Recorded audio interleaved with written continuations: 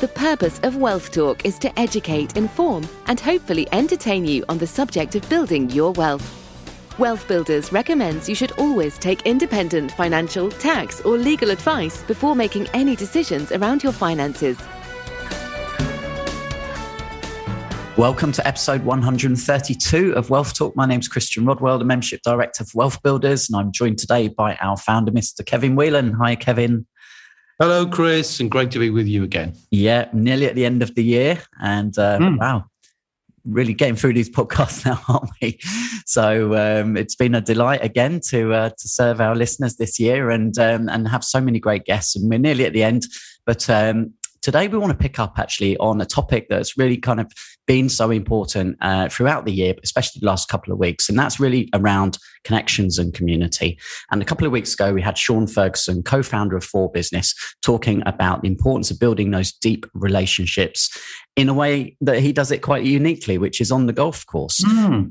So, very interesting to combine, his passion for connecting, but doing it in an unusual way. And I think sometimes people need a little bit of help because networking isn't the most naturally fun thing to do, particularly if you're in a room full of people and, you're there on your own, let's say, and, you're not feeling it's perhaps your natural domain.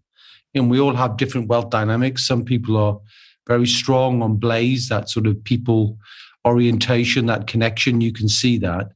But, you can still do an incredible job of networking if you can make it a little easier for yourself.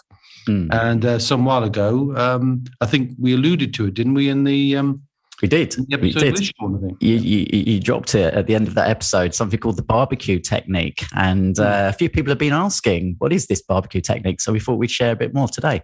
Yeah, well, the BBQ Technique is really quite simply a frame of reference. As you know, I'm a teacher, Chris, and I love a good acronym or something that helps us to remember things. And the barbecue, the B, and the Q has got nothing to do with the summer. It's got nothing to do with the steak. By the way, we had an incredibly nice steak last night, didn't we? We certainly did. We certainly did. We celebrated, and we had some nice wine, and the three of us had a really enjoyable big steak dinner, so that was a good celebration for us as we. Paul Brooks being the third one there. Third, yeah, and in fact, we should get Paul on the podcast a bit more often, shouldn't we? Really? Yeah. New Year's resolution. Yeah, he's got a lot to say. Anyway, I digress. So the idea behind the barbecue technique is to make it easy for you when you're networking, so that instead of being uncomfortable reaching out to people, you make it easy to be the magnet that attracts people to you. So wouldn't you like to know more about that? Oh, certainly would. Okay. Well, the B, this is a great one, is called the book. The book. What I mean by the book, Chris, is carry with you a book. A book, ideally, you've read or are reading, and it's got something to do, that would arouse the curiosity of someone. And you hold it, almost you imagine, you hold it with the book cover facing outwards, so that you're kind of walking with the book in full view. And have a guess what's going to happen. I think it's going to raise some curiosity, some comments. Exactly. So, what's that you're reading? And, so if you find a good book you like, a book you want to share, we're all good about sharing things. So, we share about movies. Why not share about books and say, it's a great book. For example, it could be Donald Miller's Story Brand, or it could be Rich Dad, Poor Dad, it could be my book. It doesn't really matter what book. What matters is that you're holding it in a way that makes it easy for someone to reach out to you and say, what's that you're reading? So people can't help themselves. They'll be very curious. So that's the book. Very easy and not at all, actually, difficult to get hold of something that you're fascinated by. Right. The next one, called the badge, but you can also make it the bold. What I mean by the badge or the bold is a long time ago, Chris, I always used to wear the 7 pillars of wealth badge. It's like the logo of the 7 assets. And I'd pin that to my suit. And again, people would say, what's that? You know, it looked a bit like the Bank of England. And so that always aroused a bit of curiosity as well. So, you know, you could do that. So wear something that is naturally eye-catching. Now, it doesn't have to be a badge. It doesn't have to be anything, you know, that's pinned to you, but it could be a style of dress. You know, so another thing that I've been known to do is wear shirts with different color buttons. And that always gets a comment. So, you know, if you can find something that would attract the eye in a positive way, then, you know, people will start raising, you know, points about that as well. So that's the next one. Something bold. It could be a scarf. It could be, as I say, it could be a badge. It could be anything at all that attracts the eye. Have you ever done that, Chris? I can't say I have actually, but I know what you mean. You know, just some people have a color, right? And they might always wear that color as a pair of socks or a belt, or as you say, something that stands out. Yeah. Yeah. And I've seen people do it. I've seen, you know, one guy always wears yellow. I've seen another guy always wears a sort of like a burgundy color, you know, everything he does, even his shoes. I think there's one group where all the guys wear kind of stripy shirts. You know, it could be anything that you know, be comfortable in your own skin, but it's just an idea to sort of soften the process of making connections. But the real power behind the barbecue technique is the cue. And the cue is the question. So, which is why it kind of reminded me when Sean was talking about things, you know, and I played golf with Sean and he was always very open and asking really good questions. But what the question that I like to ask is, and this is one you could have a little practice with, is, you know, people come to networking meetings for a reason, don't they? They come to meet someone. So if your question was, you know, if you could meet one person that would make a difference to you tonight, that one person, who would that one person be? Now, notice it's not about you. Notice you're not asking them to find somebody for you. You're curious about who they have come to this networking meeting to meet. And the purpose of doing that is you focus entirely on them. And if they say, well, I'm really looking for an architect. In fact, literally the other day, it was a networking event, but somebody reached out to me, Chris, and said, Kevin, can you help me out? And I said, what's up? He said, I've got this building. It's in a high street in the home counties. And my builder, who's demolished this building, has completely let me down. So in other words, he's on a building site and he doesn't have a contractor. And it's like, well, what do you need? He said, I need a contractor who knows this area really well. And, you know, what can you do to help? And I just reached out into the community. And within 2 hours, I'd found 3 people, all of whom I connected to this guy. Now, I will follow up to make sure that he gets the result he wants. But the community will rally to you if you're always thinking about, how do I serve somebody else? And by serving somebody else, and it doesn't matter whether in that case you would know anybody, 3 builders in home counties in one particular town, but if they say, hey, I need an architect, then, you know, you've got 2 things to do. Number one is when you're talking to others and say, what do you do? If they're an architect, you can immediately, oh, I know somebody's looking, right? And you can connect people, and that's a good thing to do. And I'm often seen in networking meetings kind of dragging people by the arm to go and talk together. Or alternatively, you start to build your own version of the little black book. Now, I've got a very big black book now, but the little black book is your book of people that you want to connect. So, you know, some who want a connection. So you go, well, Fred's looking for an architect. So if you're really skillful at this, and if you're passionate about driving value, you'd find an architect. You'd just find one. You'd reach into your own community on a quiet moment. You'd maybe look on LinkedIn, and then you just make a connection. And when you do that, and when you focus on other people, and if you imagine you did that 5, 10, 15 times in the course of a networking evening, perhaps, and you made those connections, just imagine the power of the deposits you're making emotionally with people. what I call the emotional bank account. You're making a deposit. You're not making withdrawal. You're constantly building deposits in relationships with people. And if you can do that, and that's what Sean was saying that he always tries to do, I think what it does is creates the power of a wow.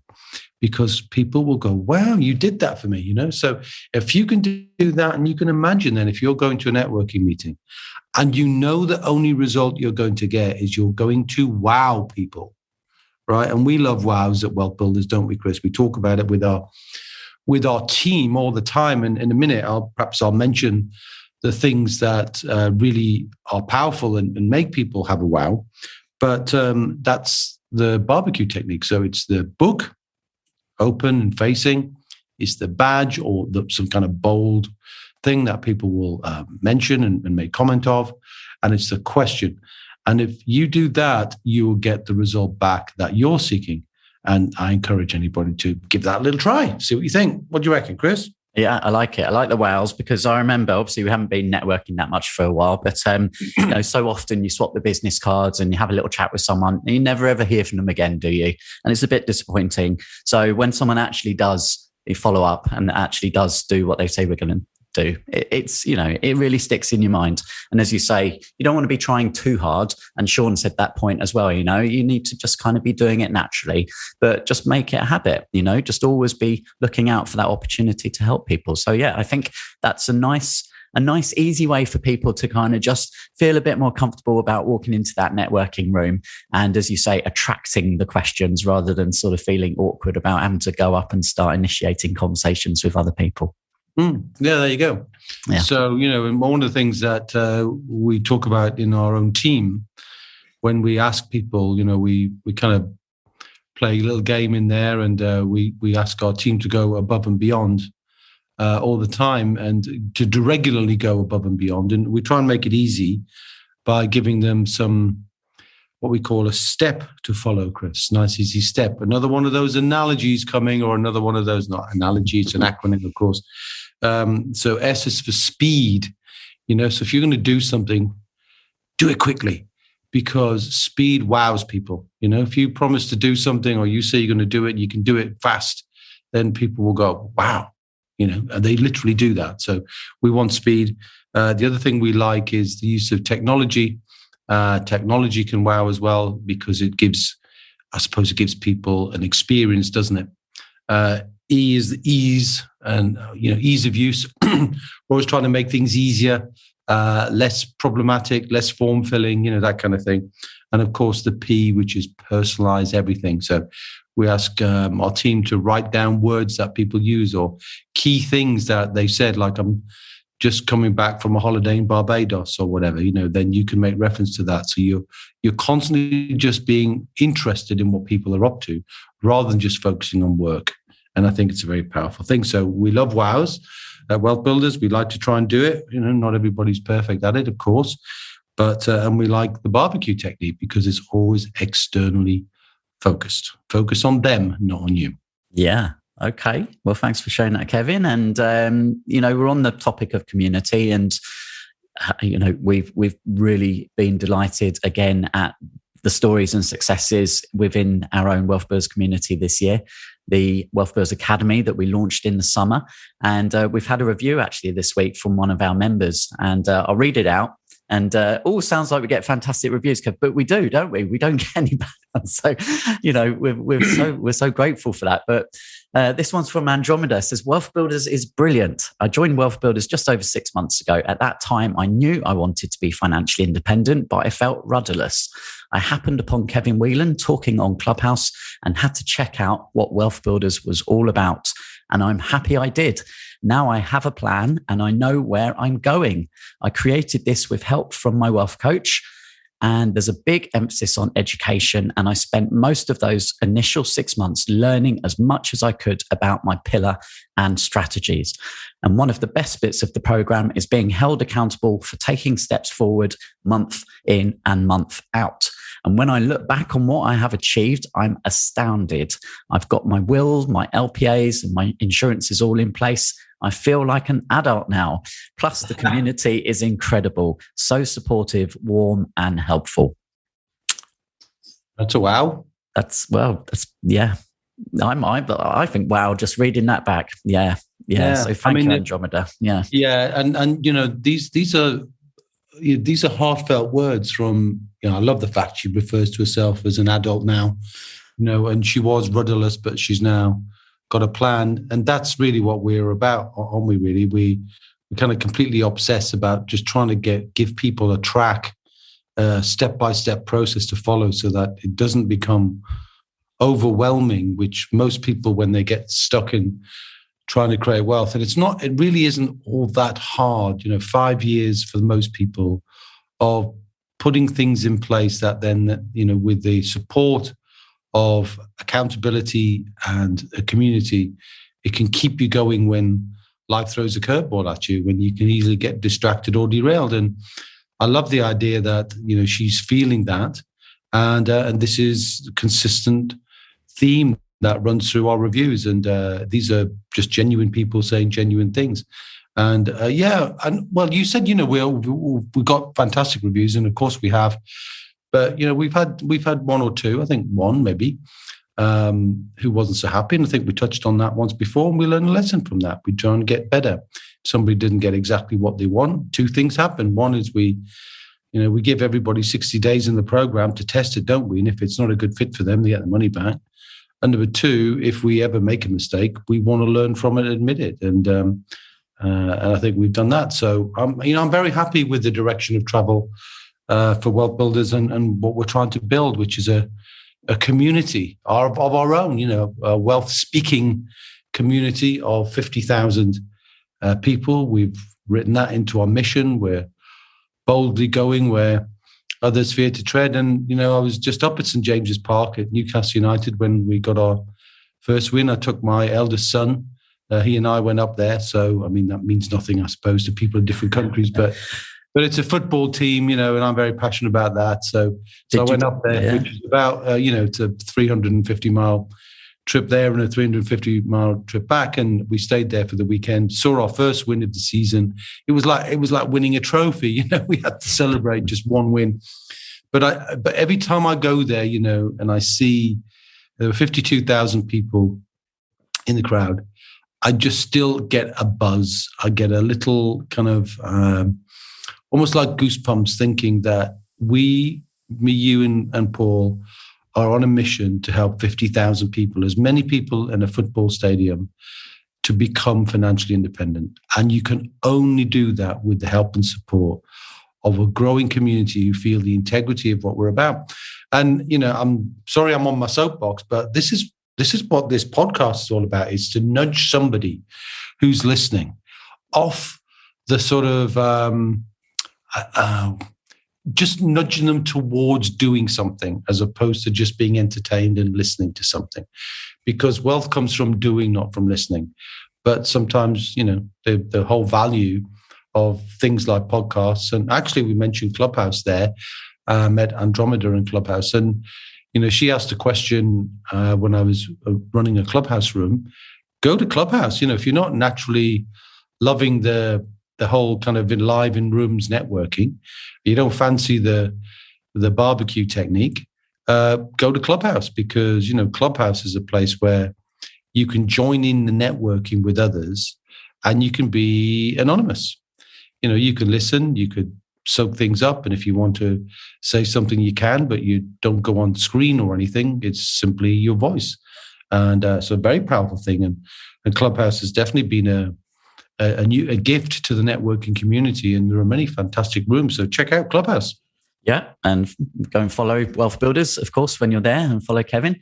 But, it's the end of the year. It's always a time for reflection, Kevin. Some people will look back this year and be really happy with their achievements, and others will think, oh, there's another year gone by. Where's the time gone? Nothing's changed. I'm still in that same position I was 12 months ago. So, if you're in that position now and you feel like next year is the time for change, and you think that Wealth Builders might be able to help you in that change, then do go and check out the Wealth Builders Academy, wealthbuilders.co.uk/academy. Go and see all the details there, find out everything about what we do, hear, testimonials, watch videos, and get in touch with us. If you want to have a chat, we'll jump on the phone and we'll see if there's something that we can do to help you in 2022.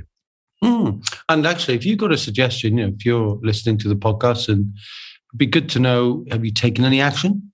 Was there a particular episode that you did something? Were you rudderless like a dromedar, and you've now taken some steps and you've turned into a wealth building adult? What have you done? And talk about adults, Chris. We're so excited about next year too, aren't we? With the Wealth Builders for Families. I can't. I'm like a kid myself, thinking about we've got that wonderful combination of a team now with myself on the finances, and we've got a children's author lined up, and we've got a teacher, of course, involved in how to get the message across hopefully in schools in due course, because they don't teach finance at schools, and we're so keen to get this message out and help our wealth builder families, not just the adults, but to get the message across on how to include and immerse and involve the children in discussions and in games and in trips and in ideas. And we're starting to build up a whole raft of case studies now of some fantastic things that our members and other people are doing to bring the money subject off the taboo list onto the to-do list. And I think that's a fascinating thing. And we're looking forward to some incredible PR, hopefully, next year as we launch that program and get that out into the wider world. So if you're a parent and you want to bring that money into the family home and have discussions and look at the best practice and feel like you can be a teacher, and we're going to be helping you to become a better teacher of the subject of money. And we need it because there's trillions and trillions of pounds, both in this country and other countries, which will be passing from the baby boomers like me onto the next generation. And so many of our children, they don't hear about money. They don't talk about money. It's not raised as a subject and discussed at home.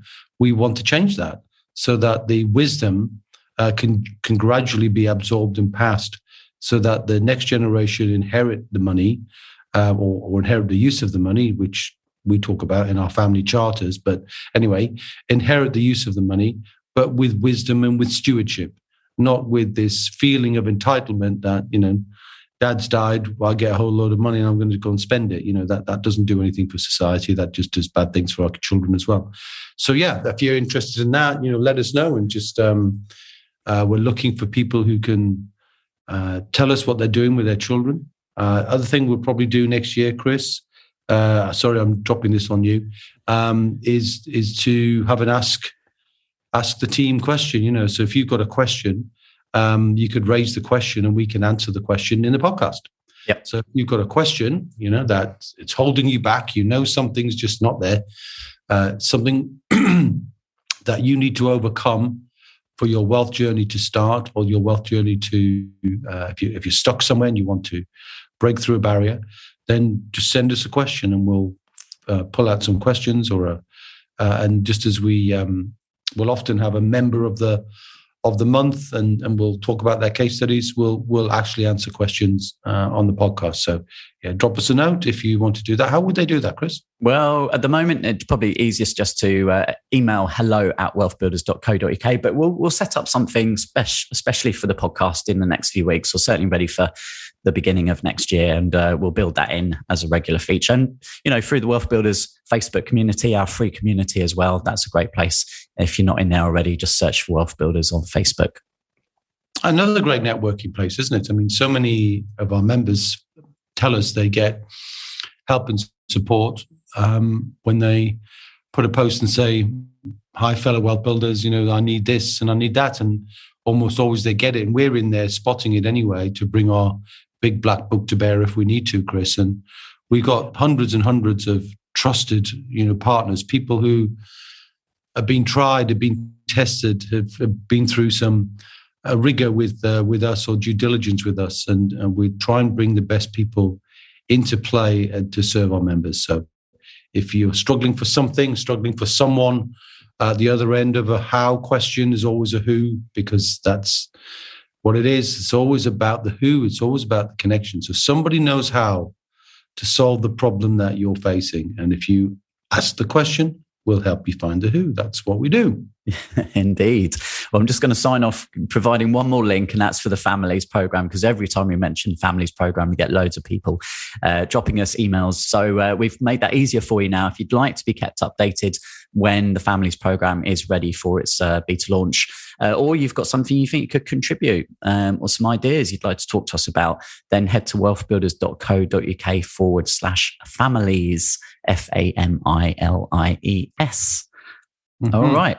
Yeah. We'd better sign off for today, I think. Well, short and sweet today, because it's about community, right? And, next week, I suppose, probably be maybe the last one before we run up, or maybe two more. Who knows, Chris? We'll get some content together ready for the final part of the year, and look forward to a new push in 2022. And hopefully we'll have a chance to network with some of you guys as we head out to events across the country in the UK. And, at some point we'll probably head into some other countries as well. Maybe not in 22, but probably in 2023.